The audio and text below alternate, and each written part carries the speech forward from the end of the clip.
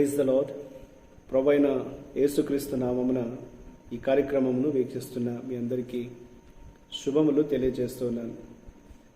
Vision cutie fellowship వారి యేసుతో ఏకాంత సమయం ఈ క్వైట్ టైం కార్యక్రమానికి మిమ్మల్ని ప్రేమతో ఆహ్వానిస్తున్నాను. దేవుని వాక్యాన్ని అనుదినము ధ్యానం చేస్తూ మన ఆత్మీయ జీవితంలో మనం బలపడటకు దేవుడు మనకు అనుగ్రహిస్తున్నటువంటి యొక్క సమయాన్ని బట్టి ప్రభుకు వందనాలు తెలియజేస్తూ ఉన్నాను. మరి ముఖ్యంగా ఈ యొక్క ఆదివారం పరిశుద్ధ దినమున దేవుని సంఘముగా మనం దేవుని సన్నిధిలో కూడి ఆరాధించడానికి దేవుడు మనకిచ్చినటువంటి యొక్క శుభదినాన్ని బట్టి ప్రభుకు కృతజ్ఞతలు తెలియజేస్తున్నాను. మార్కు సువార్త నుండి మనం ధ్యానాలు వింటూ ఉన్నాం. ఈరోజు మన ధ్యానం కొరకై ఏర్పాటు చేయబడిన లేఖన భాగము మార్కు సువార్త 1వ అధ్యాయము 35వ వచనం నుండి 45వ వచనం వరకు. ముందుగా ఈ భాగంలో మనం 35వ వచనం నుండి 39వ వచనం వరకు చదువుకుందాం. ఆయన పెందల కడన లేచి ఇంకనూ చాలా చీకటి ఉండగానే బయలుదేరి అరణ్య ప్రదేశమునకు వెళ్ళి అక్కడ ప్రార్థన చేయుచుండెను. సీమోనును అతనితో కూడా నున్నవారును ఆయనను వెతుకుచూ వెళ్ళి ఆయనను కనుగొని, అందరూ నిన్ను వెతుకుచున్నారని ఆయనతో చెప్పగా, ఆయన ఇతర సమీప గ్రామములలోనూ నేను ప్రకటించినట్లు వెళ్ళుదము రండి, ఇందు నిమిత్తమే కదా నేను బయలుదేరి వచ్చుతునని వారితో చెప్పాను. ఆయన గలిలయ అంతటా వారి సమాజ మందిరములలో ప్రకటించుచు దయ్యములను వెళ్ళగొట్టుచు ఉండెను. ఈనాటి లేఖన భాగం ఆధారంగా మనం ఏర్పాటు చేసుకున్న అంశం ఏదనగా నిర్జల ప్రదేశము, ఏ డిసోలేట్ ప్లేస్. నేటి వాక్య భాగం యొక్క సారాంశాన్ని మనం గమనించినట్లయితే, యేసు తెల్లవారుజామున నిద్రలేచి ప్రశాంతమైన ప్రదేశానికి ప్రార్థన చేయడానికి వెళ్ళాడు. ఒక నిర్జనమైన ప్రదేశంలో తండ్రితో ఆయన ఏకాంతంగా సమయాన్ని గడపటానికై దేవుని ప్రార్థించటకై వెళ్ళినట్లుగా లేఖనాల్లో మనం చూస్తూ ఉన్నాం. అదే సమయంలో స్వస్థత పొందిన అనేకులు యేసును వెతికినప్పటికీ జనాదరణ పొందే మార్గాన్ని యేసు తిరస్కరించాడు. ప్రజల చేత ఆయన ప్రసిద్ధి చెందాలని యేసు ఆశించలేదు అనేది వాక్యంలో మనం చూస్తాం. ఆ తదుపరి ఒక కుష్ఠరోగి యేసు వద్దకు తన స్వస్థపరచమని యేసును వేడుకొనున్నట్లుగా వాక్యంలో మనం చూస్తాం. అతన్ని స్వస్థపరచడం అనేది సమాజం నుండి అపవిత్రత గల కుష్ఠరోగుల్ని వేరు చేయాలని ఆదేశించినటువంటి ధర్మశాస్త్రానికి విరుద్ధమైనటువంటిది. లేవియాకాండం 13:45 నుంచి 46 వచనాల్లో, సంఖ్యాకాండం 5వ అధ్యాయం 2-3 వచనాల్లో ఈ సంగతి మనం చూస్తాం. యేసు ధర్మశాస్త్రాన్ని అధిగమించి కుష్ఠరోగిని ముట్టి స్వస్థపరిచాడు. అలాగే తనను గూర్చి ప్రజలకు చెప్పవద్దని యేసు అతనికి ఆజ్ఞాపించినట్లు నేటి లేఖనంలో చూస్తాం. అయితే స్వస్థపరచబడిన వ్యక్తి ఆ సమాచారాన్ని బయటికి వెళ్ళి అందరికీ తెలియజేశాడు. ఇది యేసు పరిచర్యకు ఆటంకంగా మారినట్లుగా, యేసు పరిచర్యను పరిమితం చేయడానికి అది దారి తీసినట్లుగా లేఖనాల్లో మనం చూస్తూ ఉన్నాం.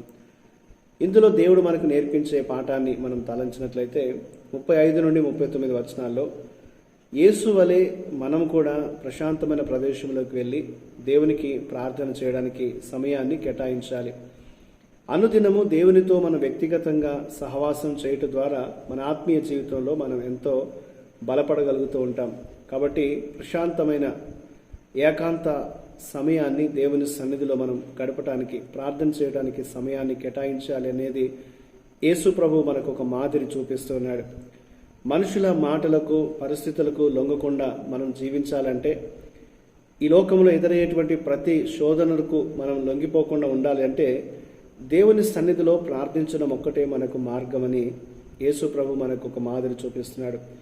మనం దేవుని కలుసుకునేటువంటి ప్రశాంత సమయం అది కొద్దిదైనా మన జీవితం అంతటికి అది ఆధారమయ్యే స్తంభం లాంటిది. కాబట్టి యేసుతో ఏకాంత సమయాన్ని, ఈ క్వైట్ టైంని మనం తప్పకుండా మన అనుదిన జీవితంలో మనం కలిగి ఉండాలి అనేది మనము ఈ లేఖన భాగం ద్వారా మరొకసారి జ్ఞాపకం చేయబడుతున్నాం. 44 నుండి 45 వచనాల్లో కూడా మనం ఆలోచిస్తే, యేసును మనం తప్పుగా ఇతరులకు మనం కనుపరిస్తే, పరిచయం చేస్తే అది అనర్థానికి దారి తీస్తుంది అనేది కుష్ఠరోగి చేసిన పనిని బట్టి మనకు అర్థమవుతుంది. యేసు ప్రభు నువ్వు ఆ స్వస్థపరచబడినటువంటి కుష్ఠరోగితో ఈ సమాచారం ఎవరికి చెప్పొద్దు అని యేసు తెలియజేయగా కుష్ఠరోగి చాలా త్వరగా అజాగ్రత్తగా మాట్లాడినాడు, అందరికీ తెలియజేశాడు. ఆ పరిస్థితిని బట్టి యేసు ఒంటరిగా ఆ ప్రదేశం నుండి ఆయన పారిపోవాల్సి వచ్చింది. కాబట్టి మనం ఆలోచన చేయాల్సింది ఏంటంటే, మనం పొందుకున్నటువంటి దయను గురించి మాట్లాడేటప్పుడు మన కోరికలను మనం నిజం చేసే ఒక అద్భుతమైనటువంటి ఆ యేసు యొక్క శక్తిని మనం వర్ణించే సమయంలో మనం జాగ్రత్త వహించాలి అనేది దేవుని వాక్యం జ్ఞాపకం చేస్తుంది. అవగాహన లేకపోయినట్లయితే మనం అపార్థాన్ని సరిదిద్దడం కష్టమని వాక్యం మనకు తెలియజేస్తుంది. కాబట్టి మన అనుదిన జీవితంలో ఎప్పుడు ఎలా మనం దేవుని గురించి మనం మాట్లాడాలో, సాక్ష్యం ఇవ్వాలో అవగాహన కలిగి ఉండాలి అనేది దేవుడు మనకు జ్ఞాపకం చేస్తున్నాడు.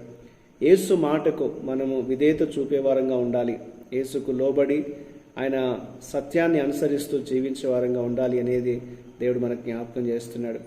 ప్రత్యేకంగా ఈ లేఖన భాగంలో మనం నేర్చుకునేటువంటి ఒక ప్రముఖమైన సత్యం ఏంటనగా, యేసుతో మనం తప్పనిసరిగా ఒక ప్రశాంతమైన సమయాన్ని గడిపే వారంగా ఉండాలి. తండ్రితో మన సమయము మన ఆత్మీయ జీవితాన్ని ఎంతో స్థిరపరుస్తుంది, బలపరుస్తుంది, ప్రభు కొరకు ఒక బలమైనటువంటి సాక్షిగా నిలబెడుతుంది. కాబట్టి మనం ప్రభుతో వ్యక్తిగతంగా సహవాసాన్ని చేస్తూ ఈ యొక్క ప్రశాంతమైనటువంటి ప్రదేశంలో దేవుని మనం ప్రార్థిస్తూ సమయం గడిపే వారంగా ఉన్నట్లయితే మనకెదురయ్యేటువంటి ప్రతి పరిస్థితికి మనం లొంగకుండా దేవుని కొరకు ఒక మంచి సాక్షిగా ఉండగలుగుతామనేది దేవుడు మనకి జ్ఞాపకం చేస్తున్నాడు. కాబట్టి మనం నిజంగా ఆ రీతిగా సమయాన్ని గడపగలుగుతున్నామా? ఒకవేళ మనం గడపలేక ఉన్నట్లయితే, సమయాన్ని కేటాయించలేకపోయినట్లయితే, మరొకసారి యేసు ప్రభు జీవితంలో నుండి ఈ లేఖన భాగం మనకు హెచ్చరిస్తుంది. కాబట్టి మన జీవితంలో మనం ప్రభుతో వ్యక్తిగత సమయాన్ని, సహవాసాన్ని కలిగి ముందుకు సాగుటకు మనం తప్పనిసరిగా ఒక నిర్ణయంతో ముందుకు సాగుదాం. అట్టి కృప దేవుడు మనకు దయచేయనట్లు ప్రార్థన చేద్దాం. ప్రభువా, నీ కృపతో మమ్మల్ని కాపాడుతున్నావు, నీకు వందనాలు. ప్రభువా, మిమ్మను దూరంగా నెట్టుటకు బదులుగా ప్రశాంత ప్రదేశంలో మీ సన్నిధిలో చేరి మీతో సహవాసం చేయడానికి, ప్రార్థన చేయడానికి మాకు సహాయం చేయండి.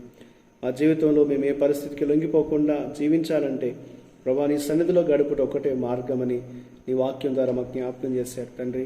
అటు రీతిగా మేము వ్యక్తిగతంగా ఏకాంత సమయాన్ని మీతో కలిగి ఉండి ముందుకు సాగే కృప దయచేయమని యేసుక్రీస్తు నామమున ప్రార్థిస్తున్నాను తండ్రి, ఆమేన్. ప్రియులారా, మీరు సమయం తీసుకొని ఈ యొక్క వాక్య ధ్యానం విన్నందుకు మీకు ప్రత్యేక వందనాలు.